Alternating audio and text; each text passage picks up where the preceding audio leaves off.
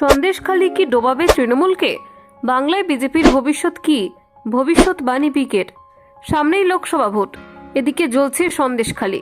কতটা প্রভাব পড়বে শাসক দলের ওপর? ভবিষ্যৎবাণী করলেন ভোট কুশলী প্রশান্ত কিশোর।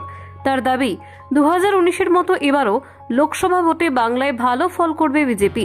গত লোকসভা ভোটের চেয়ে আসন কমার কোনো সম্ভাবনা তিনি দেখছেন না, বরং সন্দেশখালীর ঘটনা বিরোধী শিবিরে অক্সিজেন যোগাবে বলেই প্রশান্তের মত। বাংলায় 21-এর বিধানসভা নির্বাচনে তৃণমূলের অন্যতম ভোট কুশলী ছিলেন এই প্রশান্ত কিশোর।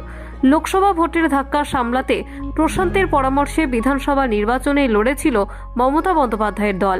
সেই সময় অমিত শাহরা বাংলায় প্রচারে এসে দাবি করেছিলেন 200 আসন পার করবে বিজেপি। কিন্তু প্রশান্ত বলেছিলেন, বিজেপি পশ্চিমবঙ্গে 100 অতিক্রম করতে পারলে ভোটে পরামর্শ দেওয়ার কাজ ছেড়ে দেবেন।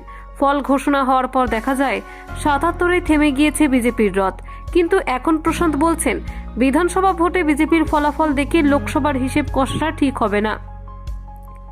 একটি বেসরকারি টিভি চ্যানেলে দেওয়া সাক্ষাৎকারে প্রশান্ত যদিও বলেন তিনি এই মুহূর্তে বাংলার বিষয়টি সরাসরি দেখছেন না, তবে সন্দেশখালীর মতো ঘটনায় যে শাসক দলের ক্ষতি হয় তা প্রায় নিশ্চিত। তবে সন্দেশখালীর মতো ঘটনা ঘটুক বা না ঘটুক, বালাই বিজেপির বাড়ছে এবং এটাই বাস্তব।